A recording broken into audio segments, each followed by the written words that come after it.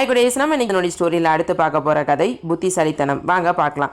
ஒரு பெரிய கூட்டம், புகழ்பெற்ற 2 பேச்சாளர்களுக்கு இடையில போட்டி. யாருடைய பேச்சுக்கு அதிக கைத்தட்டல் கிடைக்கும் அப்படிங்கிற எதிர்பார்ப்பு. கூட்டம் துவங்குறதுக்கு முன்னாடி 2 பேச்சாளருக்குமே ஒரு ரூமில் உட்காந்து அந்த கூட்டத்தை பற்றி பேசிகிட்டு இருக்காங்க. அப்போ முதல் பேச்சாளருக்கு ஒரு ஃபோன் கால் வருது. உடனே அவர் பேசிக்கிட்டு வெளியே எந்திரிச்சு போகிறாரு. ஆனால் அவர் எழுதி வச்சிருந்த அவர் பேச்சுக்கான நோட்ஸை மேஜை மேலே மறந்து வச்சுட்டு போயிடுறாரு. அப்போ எதிரில் உட்காந்துருந்த 2வது பேச்சாளர் அந்த நோட்ஸ் எடுத்து பார்க்குறாரு. அவர் ரெடி பண்ண நோட்ஸை விட இந்த நோட்ஸ் ரொம்ப அருமையாக இருந்தது. போட்டி ஆரம்பிக்குது. 2வது பேச்சாளருக்கு தான் முதலில் பேச வாய்ப்பு கிடைக்குது. அவரும் தான் ரெடி பண்ண நோட்ஸை விட்டுட்டு எதிர் பேச்சாளர் பேச வச்சிருந்த நோட்ஸை அற்புதமாக பேசி முடிக்கிறாரு.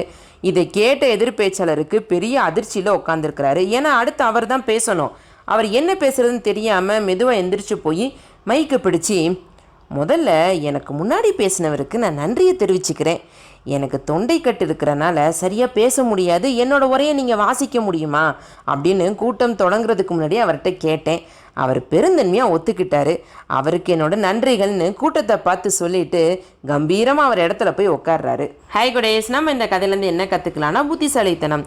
என்னதான் வெற்றிக்காக முழு உழைப்பை நம்ம போட்டாலுமே இந்த மாதிரி இக்கட்டான நிலைமையில் புத்திசாலித்தனமாக யோசித்தா தான் நமக்கு வெற்றி. ஓகேவா குட்டீஸ்? நன்றி, வணக்கம்.